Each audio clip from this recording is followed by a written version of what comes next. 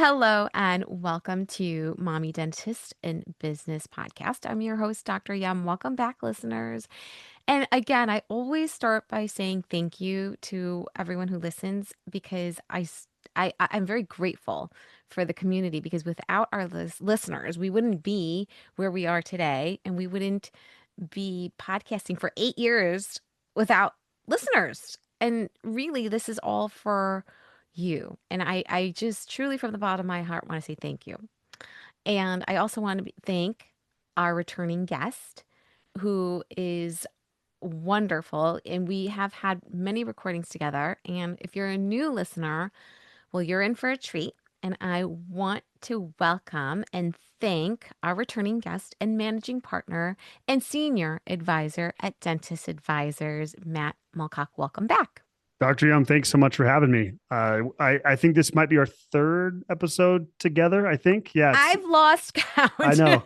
It's always good to be on the show. Really Well, appreciate it. absolutely. I love that we're on each other's shows. And in the end, we're just educating. We're educating all of our community members. They don't have to be dentists. They can be in our dental orbit, but our friends. Yeah. And that's what I love about podcasting. And I really, again, want to welcome our new listeners. And for those of our listeners that don't know you, quickly, if you can tell them a little something about yourself, like what you do, how you got to where you are today, anything that's helpful that you think they should know. Yeah, for sure. Well, I would be remiss if I did not start with I'm a father first. That's my number one Yay. identity. I'm a dad. I have a daughter, 6-year-old daughter, and a 4-year-old Oh, son. And love it. we're recording on St. Patrick's Day, and so I'm exhausted from this morning of all the staying up late, doing all the things. Yes. That's first and foremost. But yeah, managing partner, senior advisor of Dentist Advisors. We are a dental specific financial planning, tax and accounting group. Hmm. Hmm. How I got here that's a long story. But I don't know if we wanted to spend time on me, but just started in the industry. I started at Fidelity Investments, was there for 5 years, mainly in Salt Lake and then California, and through a series of some crazy events, got back to Utah and ended up at Dentist Advisors. Ended up meeting our founder and kind of former head of our group, Reese Harper, and built a relationship with him. And just kind of, I've been here for 8 years now. Started out as an advisor and just kind of Mm. naturally grew with the company. And now have the opportunity to kind of co-lead the group. And it's been a wonderful experience. I love that. And I love that you've been there a while and you have such a great background. Now, speaking of backgrounds, from your experience working with dentists and advising them, what are the biggest tax mistakes you see often, and which ones tend to be more costly of the mistakes? Yeah, it's a great question. It's really pertinent because we are at the deadline of both corporate and the personal deadlines here right around this time. Mm-hmm. March 15th just passed and then April 15th. So tax is definitely on people's minds right now. I would say there's a lot of mistakes that we see that a lot of the dentists make. All of them, and this is both on taxes and just finances in general. Mm-hmm. I would say all of them have an origin story, and the Mm-hmm. origin story being one of disorganization. Mm-hmm. So not being organized around their taxes Mm. is the foundational kind of issue we see.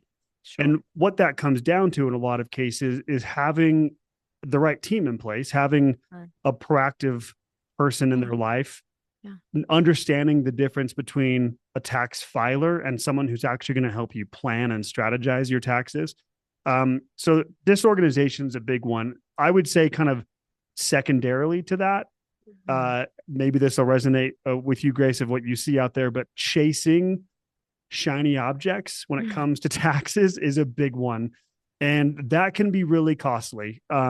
Not sticking with a strategy, not understanding your plan and chasing one thing to the next. We call it random acts of finance. Mm. Again, all this comes back to being disorganized, but we've seen some really, really big mistakes of people chasing tax things, making that kind of the priority of like, well, this reduces my taxes. And it's like, okay, maybe it did, but it was actually a net loss for you because this, Mm. the strategy was actually really poorly executed. So there's a lot of things, but I'd say disorganization and then chasing Mm-hmm. shiny objects are two big things that we see. Are there any like examples of one?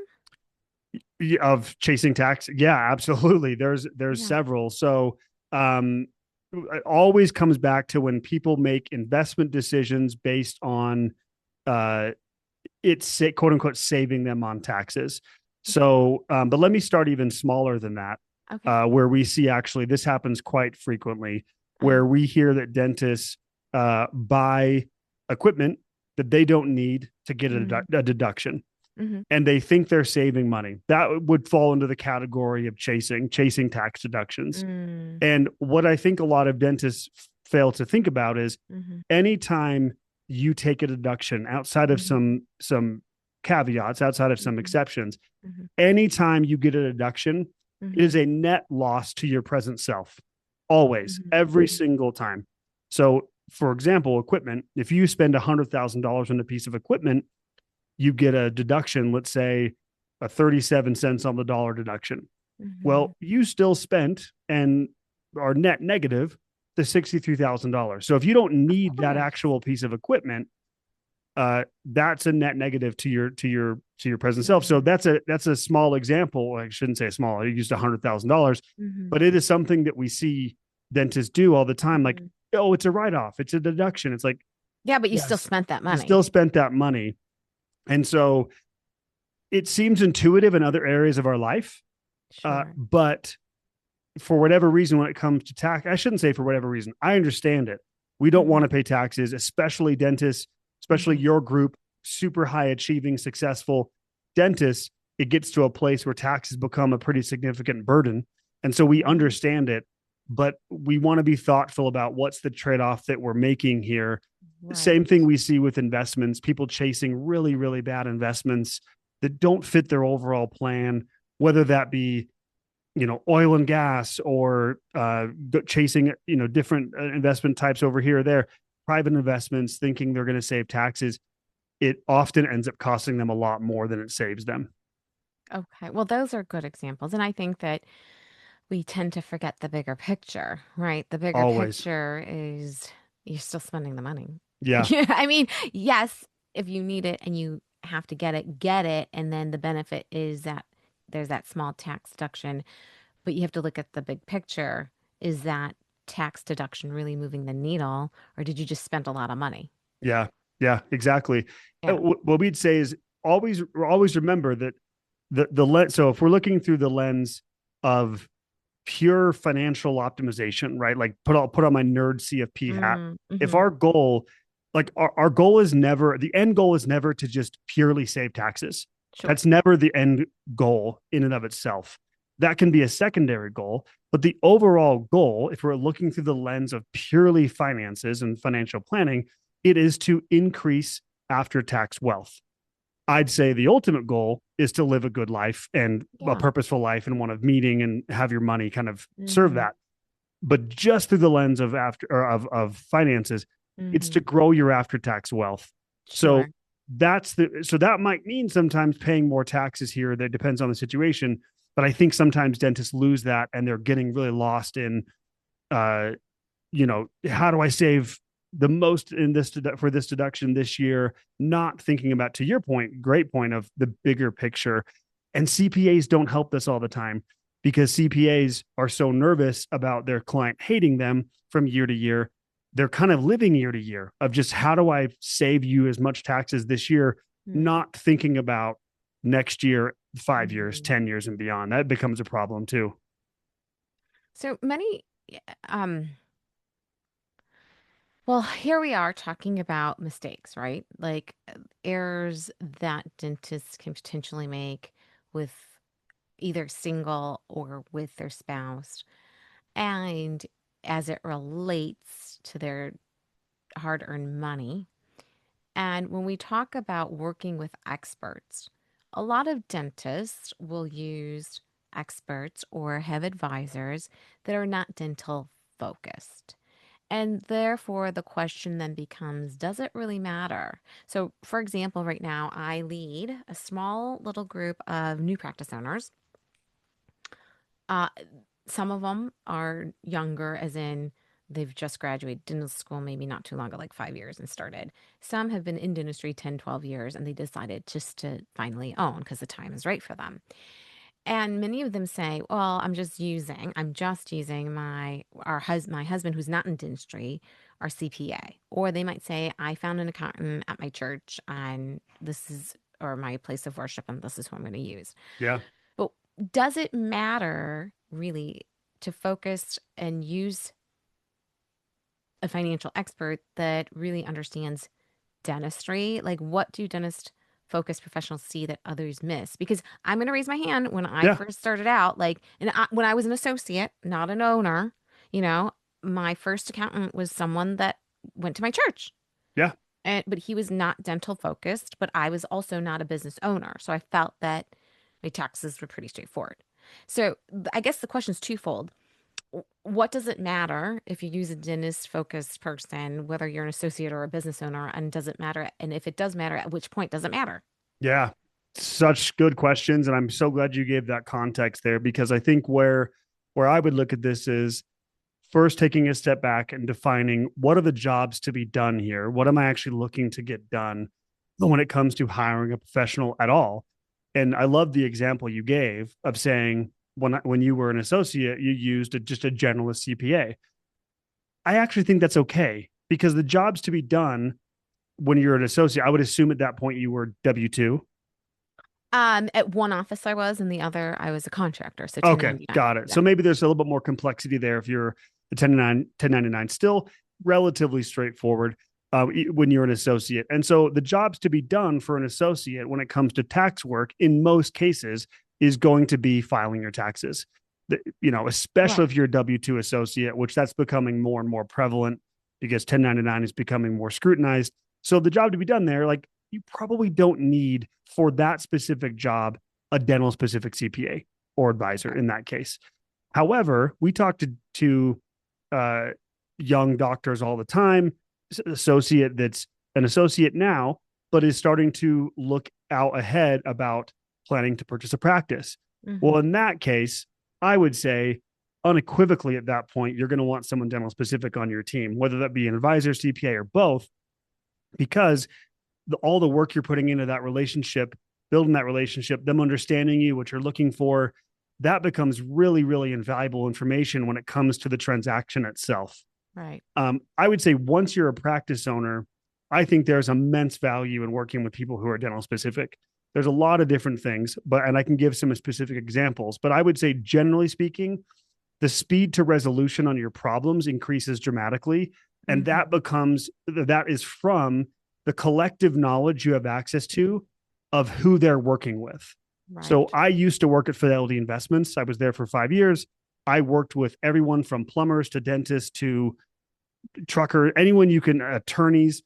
Well, when an attorney came to me with a specific business problem or whatever problem they had, I could help them through it, but the speed to resolution or speed to answer was so much slower because Sure. I didn't understand the nuances and I didn't have hundreds of attorneys I was working with that I was Hmm. like, hey, I've seen this so many times. Right. A Right. specific example of dentistry right now, a challenge in the landscape as a whole, is DSOs and corporate Hmm. dentistry. Hmm. We have seen, I can't even tell you how many deals come across our desk from clients over the years, especially over the last 5 years, and the nuances of what that entails of Hmm. making that decision. If you go to a generalist CPA or advisor, they might be able to help you, but it's going to take them a lot longer, and it's Hmm. going to probably cost you a lot more in the end, not only Hmm. financially, but stress and emotion, all of it, Yeah. because they don't just have it in their back pocket ready to go or be able to tap their resources of saying, yep, we've seen this. Let's go. Let's get you this answer. So I would say that the speed to resolution, the speed to peace, that feeling of peace of like, okay, I've got an answer here. I think it's just much slower when you're not working with someone who understands the nuances of your profession. Sure. Well, I mean, I also want to kind of put in a little information here, and I'd love to hear Yeah. your thoughts too, because now AI is such a thing, right? Yep. And I think that not everyone, but a lot of people are going to AI for answers. And Yes. so I was thinking, you could ask your question to Claude AI and see what it Yes. spits out. But Yep. like you said, for someone who's had years of experience, years of seeing many different cases, it's kind of like dentistry clinically. Like if you've been practicing 50 years versus 10 years, the amount of things you're going to learn and see and all the little nuances and the intuition that you build, it may not be textbook dentistry, Yeah. but your outcome will be better because of that experience. Yeah. And same thing with AI. It's garbage in, garbage out. You don't know what it's been fed. And so if it spits out an answer that is incorrect, who, who are you going to go to verify that answer? Right. And Yep. so I understand your point about, hey, if you have more of a complex scenario or you're a little bit more involved, your business is a little more involved, you're going to want to go with dental specifics experts or dental specific experts because chances are they've seen it all. And then they're going to have a better response, and therefore you'll have better outcomes and you won't second guess, or will be less errors. And Yep. I think that that is true in a lot of different scenarios. You can plug that in many different cases. And I wanted, to move on to the next question, which is, Yeah. going back to financial challenges, like right now, what do you see as the biggest financial challenge that dentists face, and why are those challenges different from other maybe similar professions like physicians or attorneys? Yeah. Yeah. It's a really good question. I would say the challenge with dentistry, the dentist face generally is the same since I've entered the industry in dentistry specific, but it's more pronounced now. And that to me, that challenge is that dentists are still the final frontier of what we call entreprofessionals. Like specifically, if you compare these dentists to accountants or the MD space, Mm-hmm. uh, let's say even CPAs, these professional services, dentists are again kind of the final frontier where still a majority of the dental space, something like 75%, depending on what numbers you're looking at, could be more, could be less, is still privately owned, still private practice. So what Mm-hmm. that means is you are equal parts a an entrepreneur, business owner, Mm-hmm. CEO, and clinician. If you are, Mm-hmm. let's say, a solo practice, majority of them are. Mm-hmm. It's more pronounced now because the requirements of you to be a leader and to lean into that business leadership, the organization, the CEO side of things is so much more critical because of DSOs and corporate dentistry. They're laying dormant right now. They're, the numbers, if you look at it over the last 4 or 5 years, Mm. have decreased, and they're I'd say they're probably regrouping for a new attack. But it is definitely becoming more critical for practice owners, which we are a huge believer of private practice ownership. That is the foundation of our belief around helping dentists with their financial and just their life in general. Huge proponents of practice ownership, but practice ownership now is no longer hang a shingle and wait for patients to come. It's a you have to be dialed in operationally. You have to know your organization. You've got to be a leader. Those are challenges that dentists uniquely face Mm. compared to other service professionals, MDs or otherwise, because take MD specifically, they've already been consolidated. Yes, there Right. are still private practice ownerships in dentist or in the MD space, but it's far less than dentistry. Sure. So interesting. It's really interesting. For dentist mothers like myself who are balancing ownership, family life, long-term goals, what financial areas get overlooked? I guess we should start with that. Yeah, just generally, what's you're saying, what topics or subjects get overlooked? Yeah, well, okay. Well, let me rewind. Okay, because you have been to many dental conferences, Quite a obviously. few. Right. Right. Yes, Yes, yes. I've lost And count. you have met so many dentists, right? Yeah. Just like we were saying, you've probably seen it all, right? Yep. You've seen our male colleagues, you've seen younger, you've seen family situations, you've seen legacy dentists, you've seen, military dentists, I'm sure, academic, like Yep. you've seen it all. Yeah. So how do mom dentists, how are we different? from everybody else? Or is there, maybe there isn't a difference, but if you had to see, I guess I should narrow it down even more. If you saw or met many different mothers in dentistry, maybe they are like higher earners in their Yep. family. Yep. We Okay. see it a lot. Yep. Okay. Or they're single or they're divorced or there's no partner. Yep. Um, and we are trying to achieve our long-term goals. What financial areas get overlooked? And then, like, do you see a common thread amongst us women, mothers? Yeah. Yes. I'll answer the second part first. The Okay. common thread is you're far busier, I would say, overall, Yep. Mm-hmm. generally speaking. There's more tension and pull in different Mm-hmm. directions, uh, good, bad, or otherwise. But I think there's probably more tension with mother dentists, and we have this. You mentioned it. An example being um, where we have the breadwinner being the mom, right, being Mm-hmm. the dentist in the family, and I think again, as society as a whole, I think adds more pressure to that Mm-hmm. of like, Mm-hmm. and just again, just tension.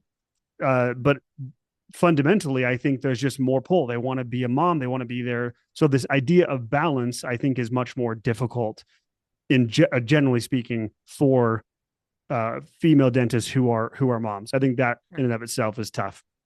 I think to the first question of like what gets overlooked, I'd say two things, and I'll hit this from two sides because there's two sides of money at all times, two sides of financial planning.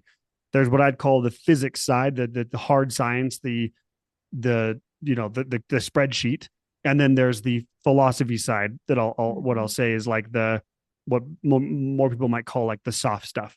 Mm-hmm. But the first thing that gets overlooked, I already mentioned it earlier, but I can't emphasize it enough.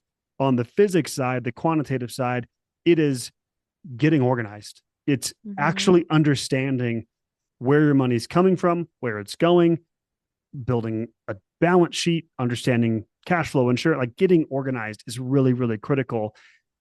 It's almost impossible to not make, again, what we call random acts of finance and make intentional decisions until you're organized. That Mm-hmm. is so critical. So, Mm-hmm. is there any one topic that gets overlooked? I'd say, just Mm-hmm. generally speaking, just actually understanding where things like tracking your actual income, not collections. What is your actual income coming home and where is that money going? I think that is something that is really, really overlooked. On the Mm-hmm. other side of things, Mm-hmm. I'd say what gets overlooked is being really intentional about designing the life that you want Mm-hmm. for you and your family. Mm-hmm. I think it's really easy as professionals in general. I fall prey to this, but I see this with dentistry all the time.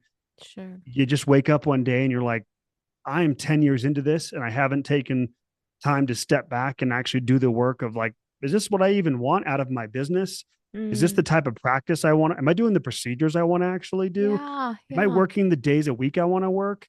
Yeah. Am I comfortable missing my kids, this, that, or the other? Maybe you are, but it's so easy to get in that tunnel. And then you come out of it one day and thinking like, man, did I actually want to do this?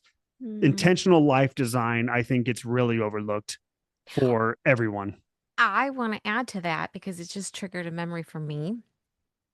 And for our listeners who don't know my life story or anything like that, when you live this like linear path, right?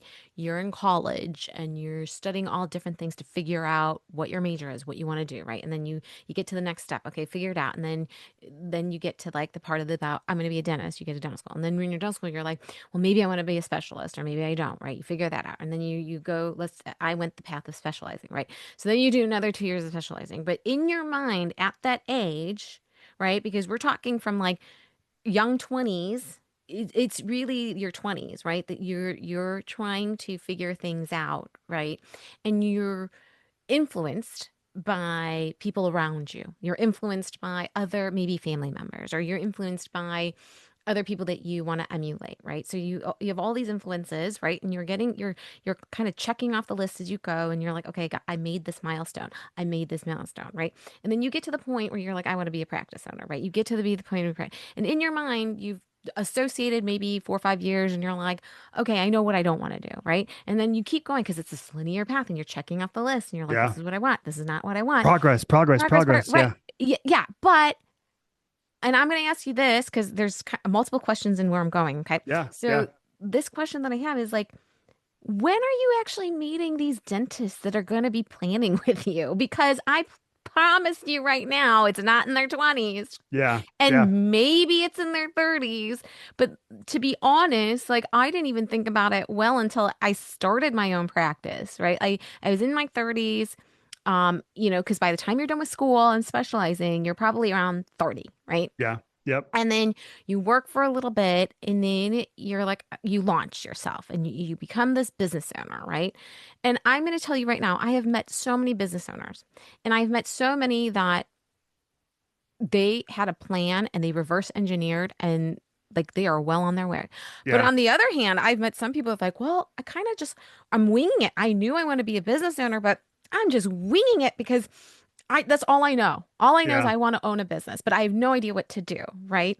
So for anyone who's listening, I'm now going to ask our expert financial advisor, at what age, at what step should you be meeting with you? Yeah. Yeah. It's a really good question. And everything, I agree with everything you just said. I'd say majority of us are winging it, all of us. Right? Yeah, most of us are. So I would say I'll give you a couple of different kind of data points. Our typical client over the years who has hired us demographically has been right around late 30s, early 40s. That's kind of always been our go-to, or people for whatever reason, whether it be our podcast or the content we put out, whatever, it usually tends to resonate with that kind of early-ish, but really like a mid-career dentist. That's kind Okay. of been our go-to. Okay. However, we are Hmm. constantly working on our side as a leadership team and just dentist advisors around being able to meet people where they're at. That's our goal. And so Hmm. having something for everyone Hmm. across the career spectrum. So for example, we just launched our very first what's called launch pad. Hmm. I should have used a different verb there. We just Hmm. rolled out launch pad, which is Hmm. for specifically for younger dentists. It's a 12-week Hmm. education program for Hmm. everything you did not learn about money in dental school. And we're Love it. helping you do that, bring in the different experts and whatnot. So, and then we have a coaching program.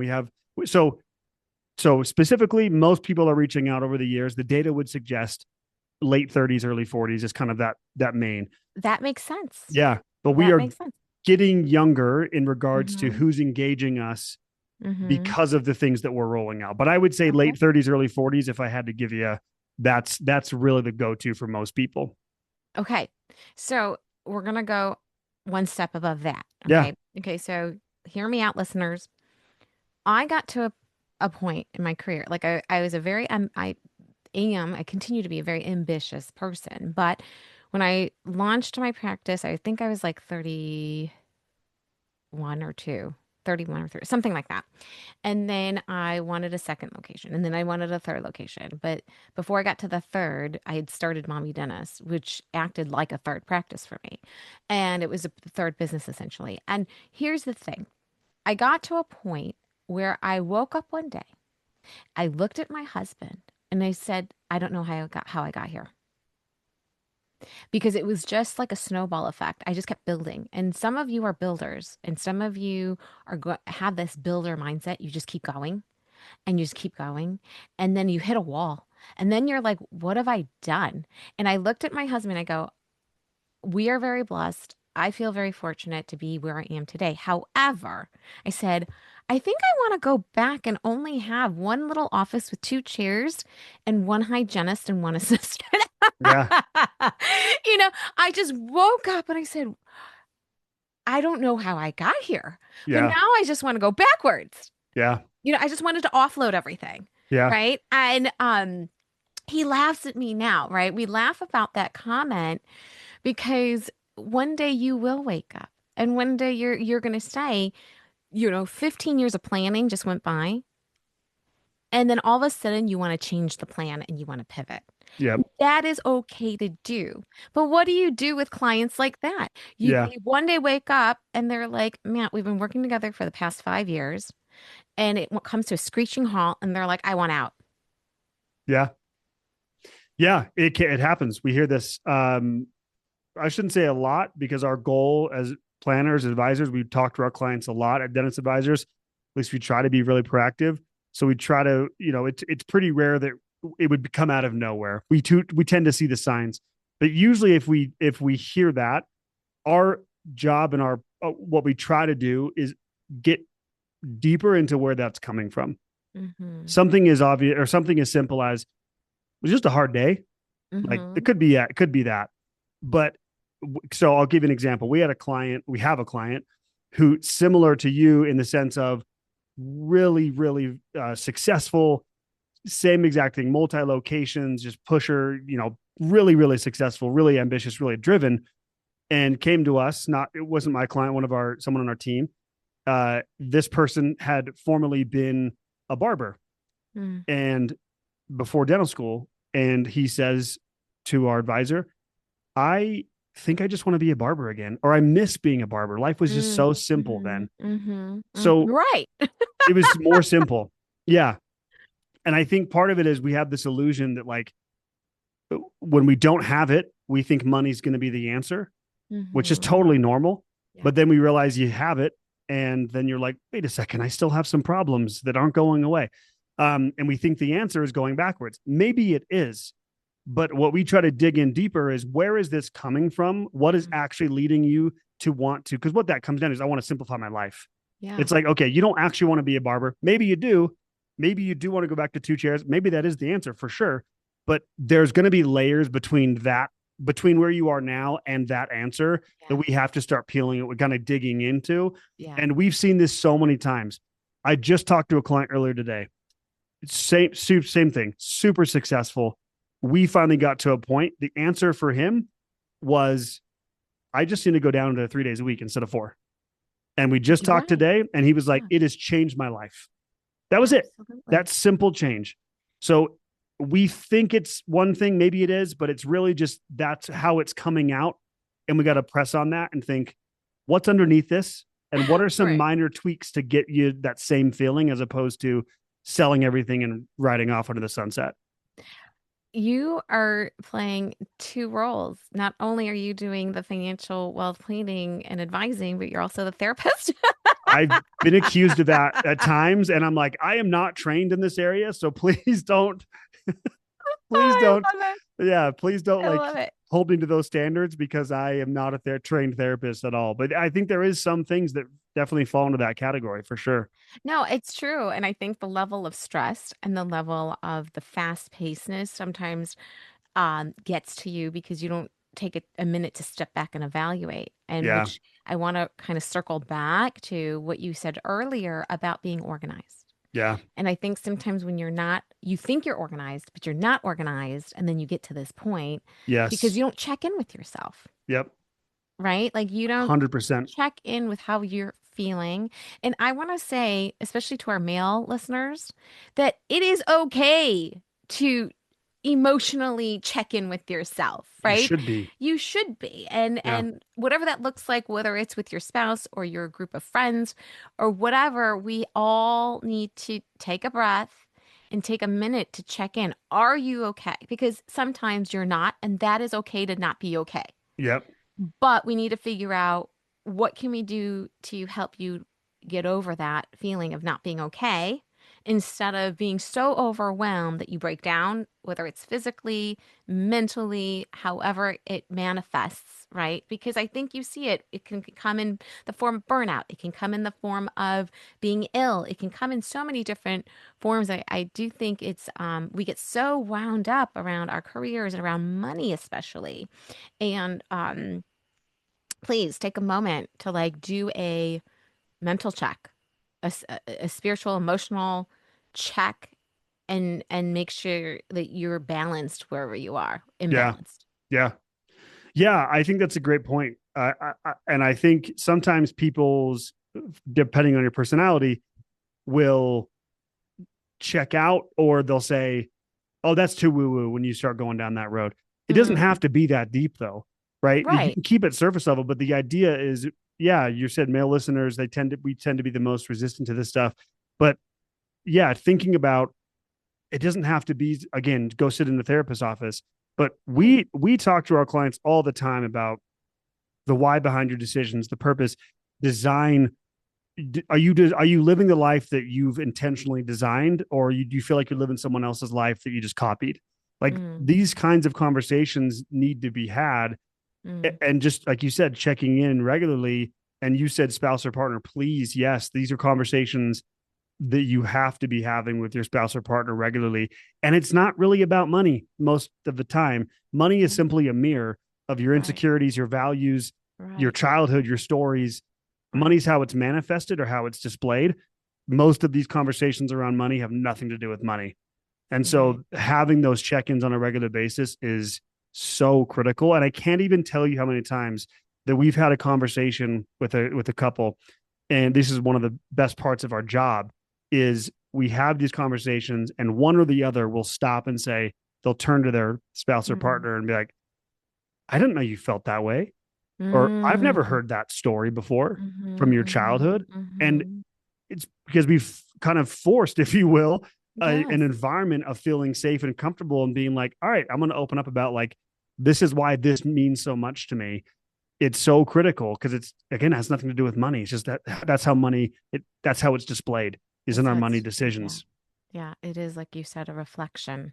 And I think that that's such a good thing that you pointed out, for our listeners to be aware of. And Yeah, I think money is a very tricky topic because it can be a trigger, for so for many. Yeah, so many. And my next question is that again, like you see people on paper that look successful, right?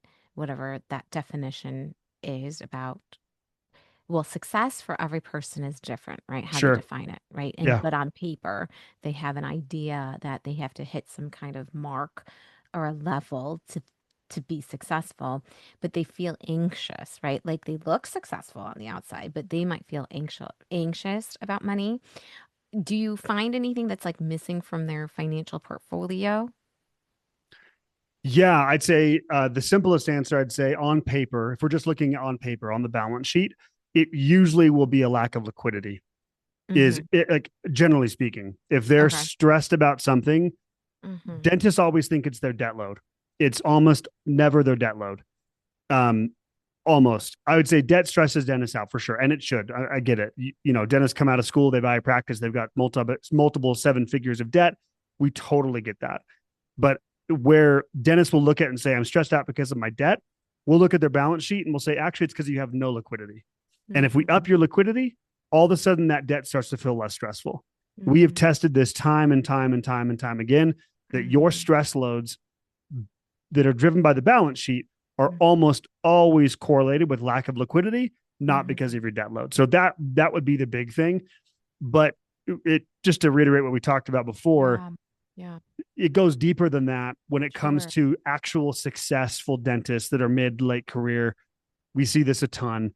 And Yeah. again, it's what you said earlier, waking up one day and being like, is this what I actually Mm. wanted? Like, that's a whole deeper conversation. Right. Right. But if we're just looking for easy, quick, like, what's on the balance sheet that's missing, it's usually going to be a lack of liquidity. Okay. Well, this again, listeners, I want to do kind of like a little mini recap, okay? Because this is a lot of information packed in a short amount of time. And it can get overwhelming. And Yeah. you sitting here listening might be like my heart is like palpitating, right? I This hope not. I hope conversation, not. right, right. We're not here to make you feel like nervous or anxious because you're Yeah. probably now in your head after listening to like 30, 40 minutes, you're like, oh my God, I got to do this. I got to do this. I got to do this. I got to do this.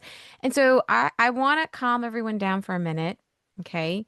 Because first, it's about taking a deep breath and then looking about getting organized, right? So, whoever your accountant is or your planner is, the first step is get organized and understand what your financial situation is. Get like a big picture, right? How much cash do you have? What is your debt service? How much money are you making? How much money comes in? How much of it's going out? And get a big picture understanding of that.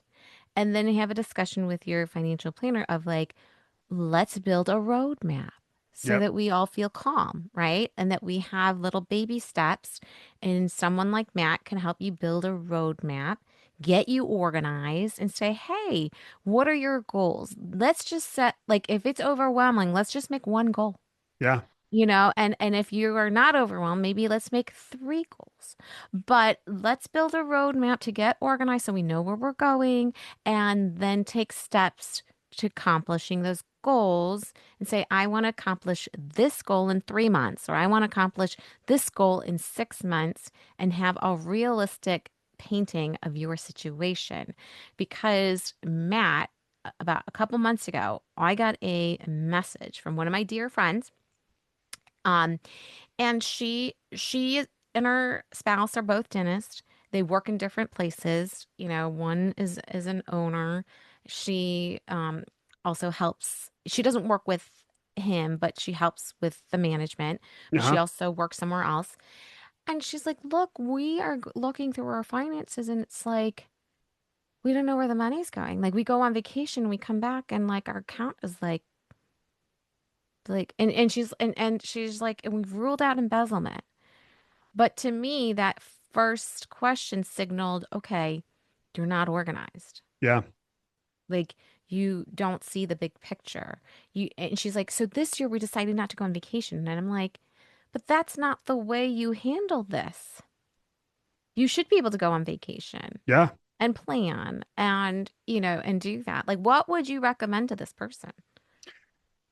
Yeah. I think it's, first of all, I think everything you laid out is so perfect. And I think it can get overwhelming. So, and the answer being organization first. And it doesn't have to be that crazy, but what to this person and to everyone listening, the two pieces of information or the two kind of areas of your life to start from an organization standpoint, I'd say number one is your net worth. Be tracking your net worth. So all your, everything you own minus everything you owe, on a spreadsheet or somewhere. Track that and track that on a regular basis. That's a really 10,000 foot view of kind of understanding, uh, are you making financial progress overall within your wealth on paper? The other area is spending. And when I say that, I'm not saying budget as in you have to be the Dave Ramsey envelope person. But you should know, generally speaking, how much you're spending on a monthly, quarterly, or annual basis. I would have when I hear uh, this story, we hear this quite a bit. It's Okay. exactly what you said. I don't know where my money is going is literally just lack of organization. I that's a top three answer we hear is I'm making good money, but I don't know where it's going because you haven't taken the time to actually figure out where that money is coming from and where it's going. What specifically gets people in trouble all the time on the personal spend and on the business side when you don't track it? This is what always gets people in trouble is the non-monthly expenses. So everyone, if I walked up to someone and said, how much do you spend? They're going to always tell me some round number because they've done a quick calculation of my mortgage, my car payment, and my utilities and this. Like they just know their Mm-hmm. fixed expenses. Mm-hmm. What always gets people in trouble is, well, yeah, we did that, but like that was one time and I'm not going to do that. And but those one-time things seem to Mm-hmm. come around a lot. And so Mm-hmm. that's where it comes back to get organized, understand, track your spending, be aware of your spending. Um, that's going to solve a good chunk of your problems. You should never say, or you should never be thinking, I don't know where my money's going. That Right. increases your stress by an Right. order of magnitude. And it's a bummer because now you're saying she's like, well, I just won't go on vacation. That's not the answer. The answer is take Right. a step back and figure out your numbers. Right. Yeah. Well, thank you for answering that. And as we come, to a close for our podcast episode today, I would love to, for my listeners, again, if you come to our if you're an official member and you come to our events and our meetings, you meet dentist advisors, especially at our CEO Roundtable events. And again, if you're a practice owner that's 40 years out, like our our cohorts, we have A, B, C, and we have a junior. Like we have ranging from the juniors, obviously 1 to 5 years, but we have ranging from ownership of 5 years all the way to 40 years. And what the beauty of our cohorts is that you get mentorship. We talk about business, we talk about skill sets, but you also get to meet our partners like dentist advisors, where you can actually have a one on one conversation and start this conversation. Because I'm going to tell you right now, as Matt pointed out, the difference between women, mother dentists, and everybody else is that we are pressed for time. Yeah. And we, unfortunately, it takes us longer to get things done, to be honest. Yeah. And so if you're like, I know it's on my to-do list, it's on my to-do list. That's why I love the live in-person meetings, because you get to check that off your to-do list. You get to go Yeah. meet with people like Matt and just get the conversation started, right? And stop being like, it's not, I'll get to it, I'll get to it, I'll get it. Like those are the meetings where you get to it. Yeah. And all of us in the room get to it together. Yeah. And so Yeah. you don't feel like you're the only one, right? I just want to stress how important that is, especially if you're a business owner. And if you've never come to a CEO roundtable, they are always sold out. I know, but we left some space in cohort C, and cohort C is next February in 2027. And because they always sell out, and there's so many women that are like, well, we've never been, and it sounds like people have been going forever. This July, we're putting together a day and a half of a mini experience. We're welcoming everybody. You don't have to be an official member. If you want a taste of it, we're going to do it in Chicago. Come message me if you're curious about that. And we're going to cover some basics. And it's really hitting the notes of let's get organized as a business owner. And it, again, you could be doing this for 15, 20 years, and you're like, you know what? I need a whole like refresher. Yeah. Yeah, just to be like, let me just reorganize myself. So I welcome you to that. And our social summit, of course, is going to be in Washington, D.C. this fall, and we will be in Georgetown, and it's so beautiful in the fall. Again, look at our website for more information at mommydids.com. Now, Matt, my last question, because you're a dad and you were up late last night. I was. Yes, what is your best piece of advice or pearl of wisdom to find balance as a dad and as a professional? Yeah, that's actually really pertinent to me because I struggle with that. I would say maybe counterintuitive, but I would say give up the idea that balance even exists depending on your season of life. Or because I think balance implies, and this is what I'll just say from my personal experience, I've struggled with this idea of balance because it sometimes makes me feel guilty, like Mm, I'm not balanced enough, because it implies I have to have equal parts of the pie in all mhm, these areas of my life. I've kind of given up that notion with my season of life. I run a mhm, business. I've got two little kids. I've got different things pulling me in different directions. So I've given up this idea that balance in this, like, again, traditional sense of equal pieces of the pie in this season of life even exists. So I accept the tension in my mhm, life that I have, that I value multiple things in my life that are really, really critical. What I'm more trying to find, and what I would encourage people to find, is more of harmony with your season of mhm, life, mhm, more intentional design with what you're trying mhm, to accomplish, and know that it's going to change. Balance, quote unquote, balance to me now is going to look different than when my kids are out of the house. And absolutely. so I think giving yourself a little bit of grace, a little bit of wiggle room there to say, like, and take the pressure off and just accept the tension. I think being an adult means you have tension in your life, and that's okay. As my friend Carl Richard said, tension holds up bridges, and accept Yeah, that tension in your life. Be okay not being, quote unquote, in balance in this season of life. And just give yourself permission to be okay with that. absolutely. Well said. Thank Thank you. you. Well, for listeners who want to come seek you out, what is the website address? Yeah, dentistadvisors.com. Perfect. Dentist money. So dentistadvisors.com is going to get you where you need to go. We also have, I think, dentistmoney.com for our podcast, but dentistadvisors.com will get you everything you need. Amazing. Okay. Well, thank you so much for being with me today, Matt. And thank you, listeners, for being with us. And I hope that you learned something today. And again, you're never alone. You have got this. And if you ever feel like you need to talk to someone, we are always here for you. And feel free to reach out. Until next time, take care, everyone.